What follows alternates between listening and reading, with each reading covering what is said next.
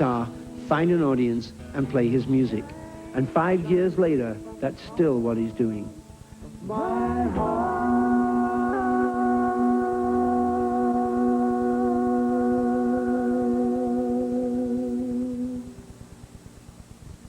very best friend, Mr. David Crosby.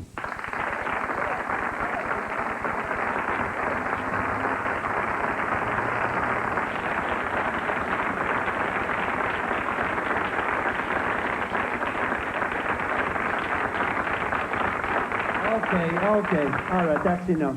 No, more. I like that. We were going to have a throne for David, but we figured a stool is quite good. I asked for a throne. How you doing? It looks a little like they're going to land a 747 on me, but aside from that, it's okay. I don't mind. I got the opening question, and here's my opening question for you. Having seen a kind of a précis of the last 25 years of your life, how come you're still alive? God, that's a really good question. Okay, multiple answer. One, I must have the constitution of an ox. I came very close to not being alive.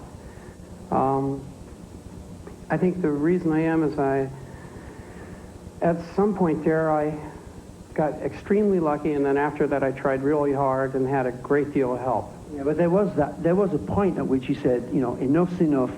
I got to change my life. Well, that happens. In most of the stories of alcoholism or addiction, there's a point that we call bottoming out. It's when your life has turned to absolute doo-doo. And you look at yourself and you say, gee, this is the guy I always promised I would not be. I've blown it. I've blown all the relationships.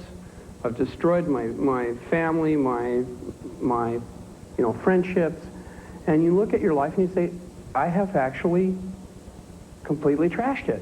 It's sort of the way I trashed my house, a room at a time until you have to move out. And at the point when you walk out the door and say, gee, I've trashed the whole thing, that's usually the bottoming out point. It happens for most people when they run out of money. I didn't run out of money, so it went on a long ways. Well then. Yeah, well, on a lighter note, let's open it up for some questions here. Who's got questions here? Anybody? How about you? What's your name? Hi, I'm Patricia. It's obvious that you didn't pay attention to the people who were telling you to stop taking drugs, and now you're the one that is pointing out the danger. I'm just wondering if people are listening to you or kind of having the same response as you had. Sometimes yes, sometimes no. It's tough when you're talking to kids, because if you remember when you were, a teenager, you think you're bulletproof. You think you're solid chrome and you're going to last 100 years. Your body's telling you that. Your whole, everything is telling you that. You feel like you're going to last forever, and oh no. I have a very wise and funny friend who says, if all the addicts and alcoholics marched on Washington, our banner would read, no, my case is different. You don't understand. And that's kind of how it is with a lot of people. When you try to warn them about it, if they're into it already, they're in a state that we usually call denial, where they don't want to hear about it. That's the state I was in for a very long time. Graham, a number of people here present, spoke to me, lovingly but strongly. These are not shy people. And they said, hey, man, we care about you, and you are killing yourself. That's very interesting. I tell you what, one of those people that David is talking about is sitting right over here. This is our friend Jackson Brown.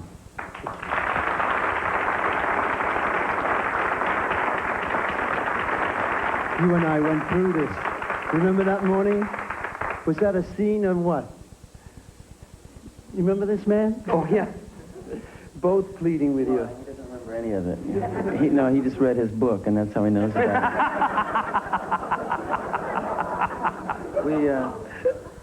At a certain point, Graham flipped out because after several hours of bringing David around, David excused himself to go to the bathroom, and of course he was hitting the pipe, and Graham figured it out after a few minutes and went nuts, and so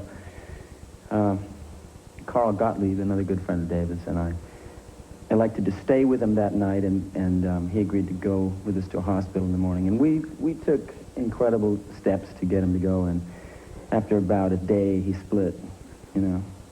At which point, me and a lot of other people just sort of said, hey, well, I have other things I have to do. My own life is double parked, you know. I have to move it. But the great thing about your recovery, David, is that it kind of taught me that you don't ever write anybody off, because it's not up to us. It's up to you. It's up to each individual to do what they can do. I mean, I don't like to think that you're lucky. I think you're a tremendously lucky person. But I'd rather think that you're an example of what can happen, you know, with the support of your friends. Yeah, but what you did was even better. You concentrated on the positive stuff. I remember when David was writing Delta. Remember when David was writing Delta? And you, like, kind of chained his hands to the piano and That's not quite true. What it was he told me he'd break my arm if I got up. But, no, he actually didn't do that. He kept me into it. At that point, my attention span, you got to understand, was about as long as a drunk butterfly's. You know, I would in some cases, David, wouldn't you say that was it hard to take any kind of advice from people like me or like Graham, Totally. people who you've gotten loaded with for years? I mean, why should you listen to us? I mean, well, you know. in all fairness, now we need to explain that a great many people who probably should be credited with being smarter than me watched me go down the tubes and said, "Oh, wait a minute, is that what happened? Pass, big double pass." And so this is a matter of historical fact that this is in the past. Let me move over here for a second. Okay. I'd like to find a slightly lighter question. Why don't you stand up, tell David your name, and ask this stupid question. Well, it's not stupid, it's just different. If the David Crosby that stood on the stage at Woodstock met the David Crosby sitting here tonight, what would the conversation be like? Yeah, that's not a stupid question. It's quite interesting. You're on. Well, one of us would be very articulate. You got to understand that anybody that says they remember the 60s wasn't there. And the guy who was standing on that stage that night, although he sang okay, was kind of like, you know, out there. And so I don't think the conversation might be interesting, might strike a few sparks. But I was pretty spaced that particular night. You understand, we flew in and we saw half of New York waiting for us on the ground. And it was a little strange. I think the thing that was the strangest was all the people that we really respected in music were standing around in a circle behind us, you know. Hendrix, The Who, The Airplane, The Dead, you know. The list goes on, you know. Everybody that we really thought were great, you know. The band, who were like one of the best bands that ever were. Standing there saying, okay, you're the new kids on the block. Let's see it. Blackbird singing in the dead of night. Take these sunken eyes and learn to see all your life. You were only waiting for this moment. Category. Today you're married. You say you're happy. Did you kick that one too? Well, you know, that one... You're on, Dave. Really put him on the hot seat. That one came organically. You know, yes, I used to be sort of a... That's David's wife giggling there, by the way. I used to run around a lot. You know, I'm not going to try and pretend I didn't. I did, and I loved it. And we were probably the last generation that ever got to do it. You know, at a certain point in your life, you fall in love. And that's what happened to me. There's no great rearrangement of my priorities. I just fell madly in love with this woman, and I don't want anybody else. All right. Well, it looks like, certainly looks like David's going to be able to go home tonight. That's for sure. Here's another question from a dear friend of both of ours. And, Drew, you've been sitting here listening to this rap. What kind of a question do you have? Well, I was wondering, you've been like straight for a couple years now, and I was wondering that if your 13-year-old daughter Donovan came home loaded, what would you do and how would you react to it? Oh, man, what a horrible thought. Well, I mean, okay, that's the nightmare of every parent, not just me. That's what every parent, you know, dreads. What do you do? I don't know what I'd do. You know, I go emotionally, sure, there's part of you wants to say, okay, who gave it to you? I'll go kill him. But that's not a solution. I think all we can do, okay, is give Donovan or anybody else the right information, the truth about what the deal is with drugs. There's a very good chance they'll make the right choice. I think if you love them a lot, you stay honest with them. Like if you waltz in and say, just say no and everything will be hunky-dory, you know, you haven't helped. You have just made yourself part of the problem. So when you overcame, you know, your obvious addiction, that's why Oh Yes I Can is such a great song. Because now you realize that you can do something about it. The story is a classic love-lost kind of tale. He said, stepping to the piano, and they laughed. And they laughed as he walked to the piano, yes. This is Oh Yes I Can from David's solo record.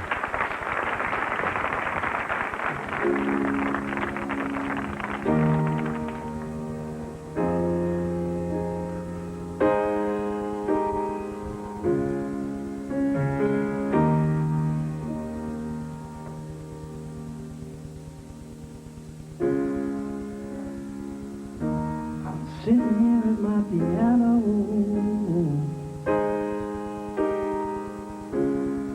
wondering how this battle can be won. A woman I was sure I was in love with seems to feel that the deal's done. I don't, no I don't, and I want you to understand.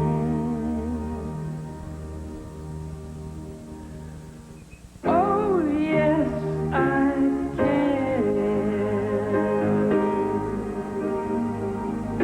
still be the man you fell in love with. Oh yes I can.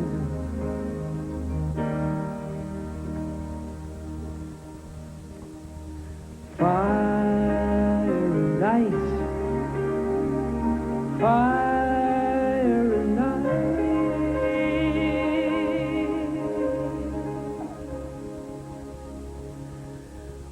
water.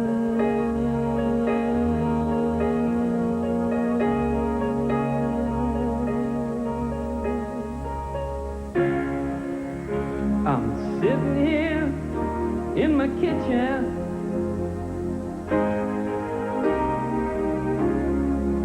the food is not on my mind.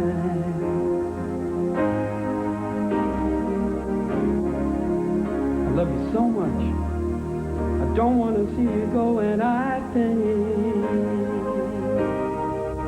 this must be what it feels like to be going blind. And I need, you know, I need you to understand.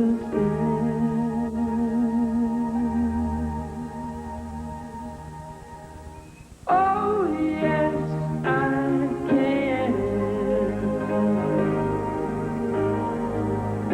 still be the man you fell in love with.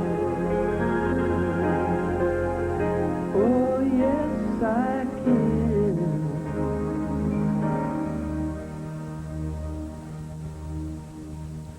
Fire and ice, fire and ice,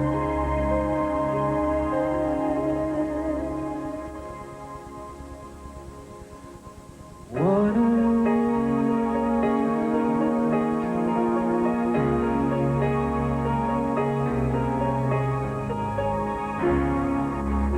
And I'm sitting here in the sand,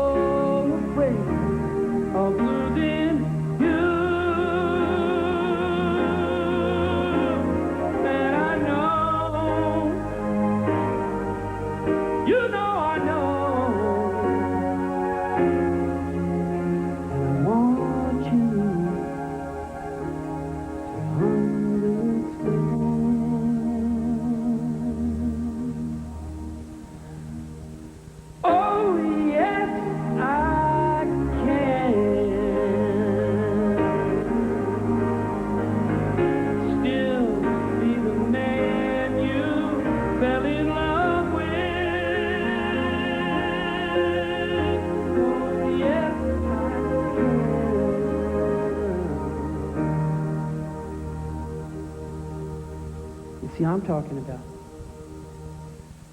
Firelights,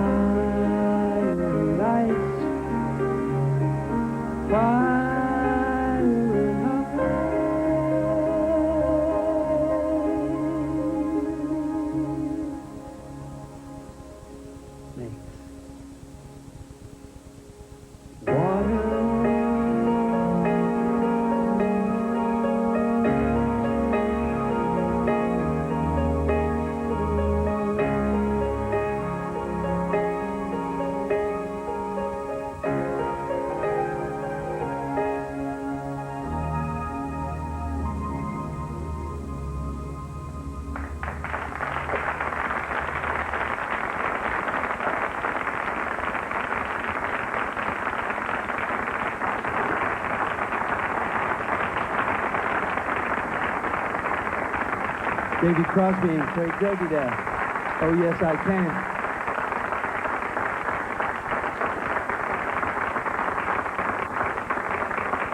I wanted to ask you a question. Why did you never make a video for that? I don't have big hair and spray-on pants. Yeah. Yeah. Oh. I'm not a video type of guy. You know, I made a video for Drive My Car. And a good one, which was too. played exactly no times. Well, At no time was this video ever played on any station on the air. Well, maybe it'll be video of the year, like Neil's. Yeah, well, that's different now.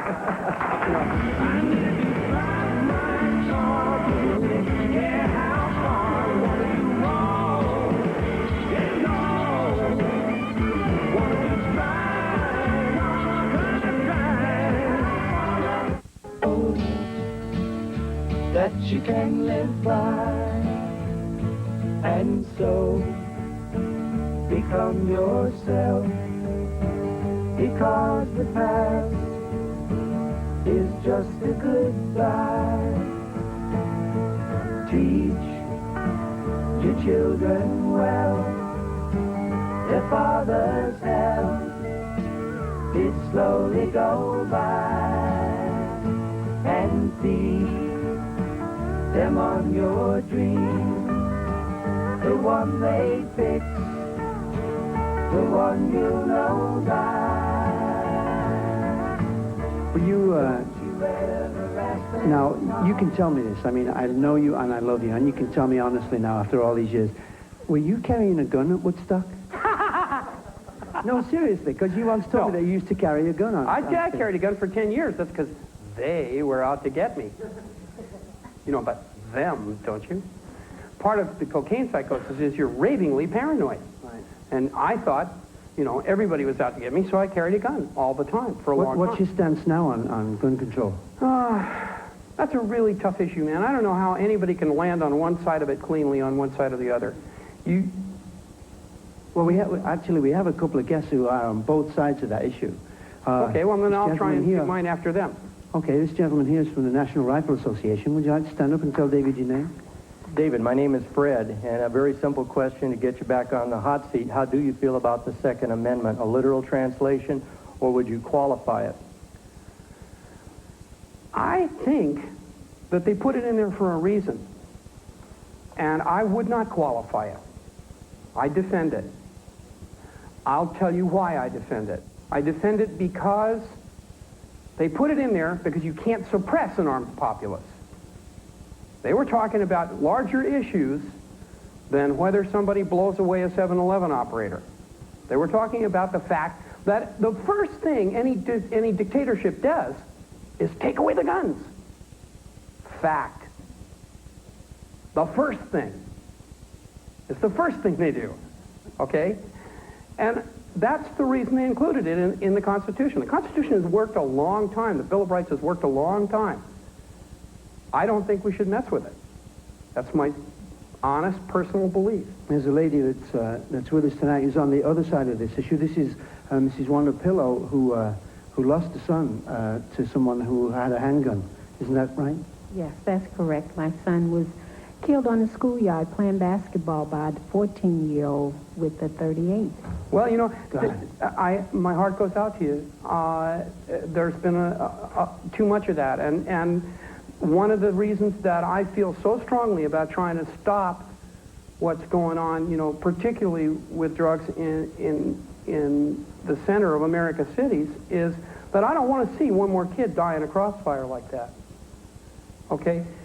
But a gun, the gun itself didn't shoot the kid. The person who pulled the trigger did. Now, understandably, they make it very easy for people to do the wrong thing. And I can't deny that, and I don't think we should carry them in the street. I think people should not have them running around. But if you pass a law against all guns, only law-abiding people will not have guns. Did you have something to say about this?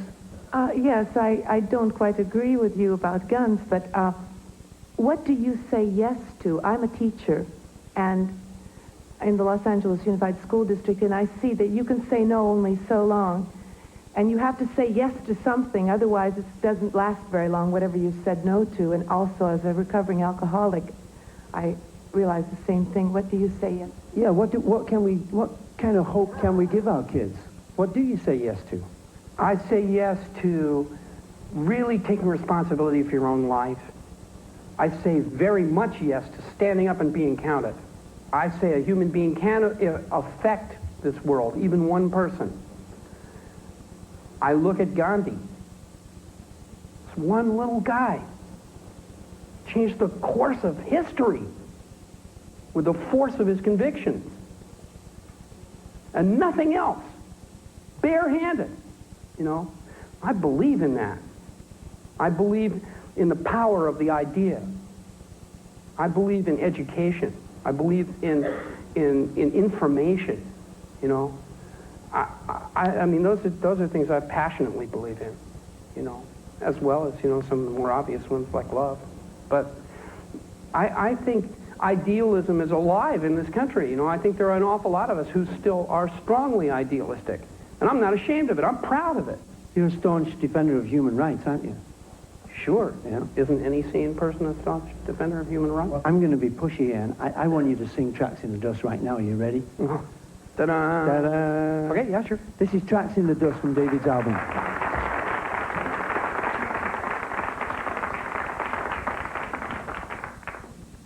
I think I can remember how.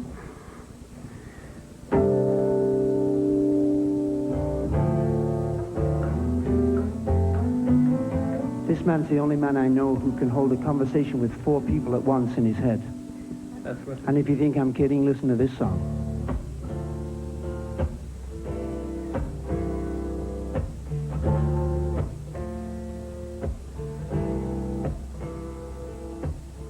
Four of us were having dinner, and I threw down the paper with a curse. And my wife said, complaining doesn't get it. You got to do something or you can bet it will get worse. And my friend said, you've been watching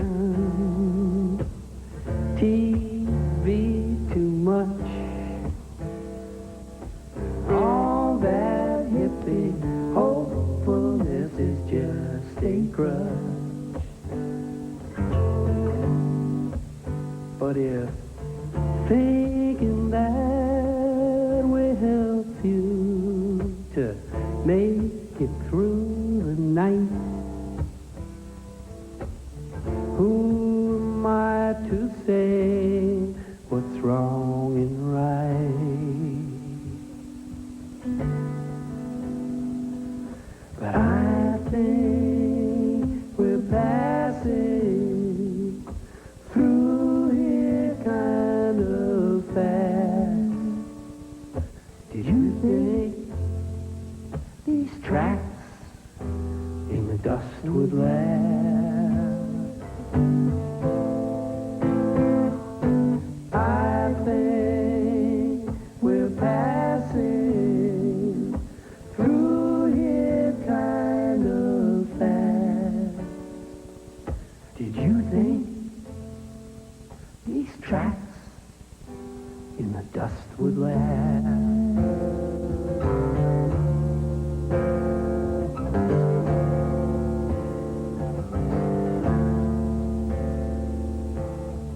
So you think we should all just sit here maybe have another glass of wine. While the world goes to hell, which you know damn well it's going to do just down the line. His lady said, I don't know. How can you be so sure? I mean, some things seem to get better. You know, the hero still saves the damsel in distress. The villain doesn't get her. That's right. And I said, where have you been living? I mean, they're selling death in the streets, cheap. And the lying politicians are rolling in profits they reap. And my friend said, he's right, honey. But I think it's always been that way. And he smiled kind of patiently. And I knew he was going to say, I think we're passing through here kind of fast. Did you think these tracks in the dust would last? I think we're passing through here kind of fast. Did you think these tracks in the dust would last?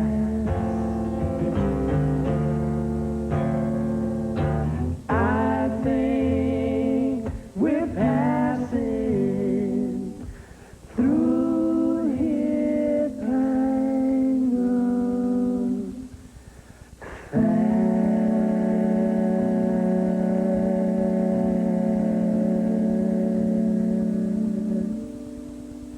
It is a pleasure to sing with you, man. David Crosby, ladies and gentlemen. The Inside Track will continue in a moment on A&E. What about this lady here? What's your name? Meredith, I was wondering, we've just heard your opinion about videos, concerning yourself, but what about other artists need to put out videos for their songs that have yet to become big hits? Well, it is a valid entry point for people, but unfortunately it's one that's controlled by big money. It's not as if a group that was just very good on their own could go out and break into the business by making a video. They've got to get $100,000 or $200,000 from a record company, and the record company says, I'm sorry, you don't look like Devo, or, man, I'm sorry, it's all Guns N' Roses this week, man. If you don't look like Guns N' Roses, we can't use you. And it's not that they are malicious people, it's just that most of the people who run the music business wouldn't know a song if it flew in their ear and died.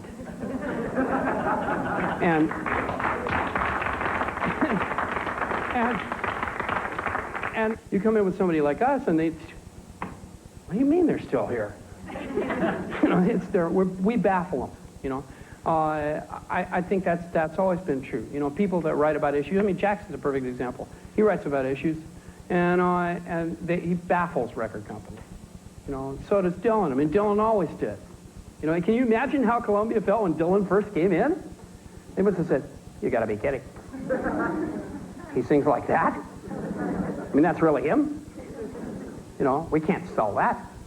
So, anybody here, have you had your hand up? Oh, you want to stand up and ask David this question? About 6 months ago, I heard a very interesting radio interview that you gave where you talked about your admiration for the Constitution and you touched on some political topics. Yeah, I feel very strongly about the country and the Constitution. It seems a little strange to some people because I've always been, kind of an iconoclast and definitely opposed, verbally, vocally, loudly opposed to some of the policies of various administrations that have passed through here.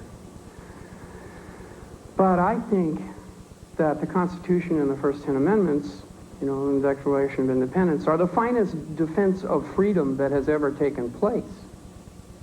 I really love this country. In principle, I think it is the best shot we've ever had at personal freedom, at justice, at an elected government, at a way of life that, I believe in.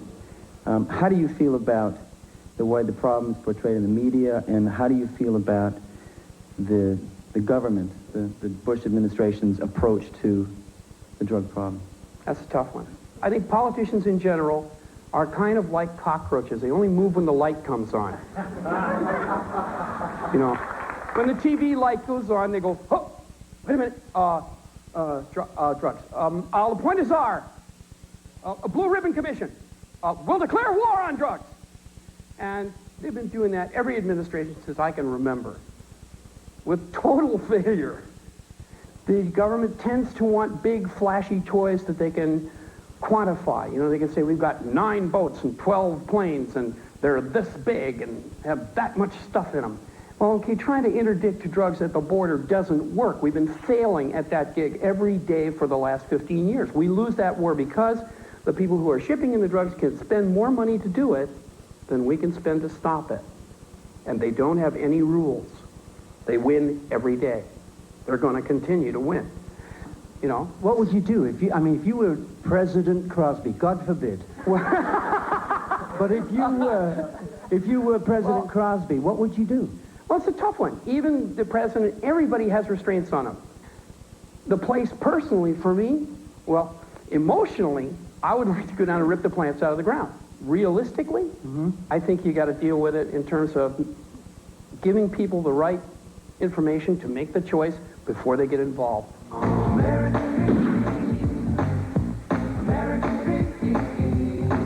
Don't know where things went wrong. Might have been when you were young and strong.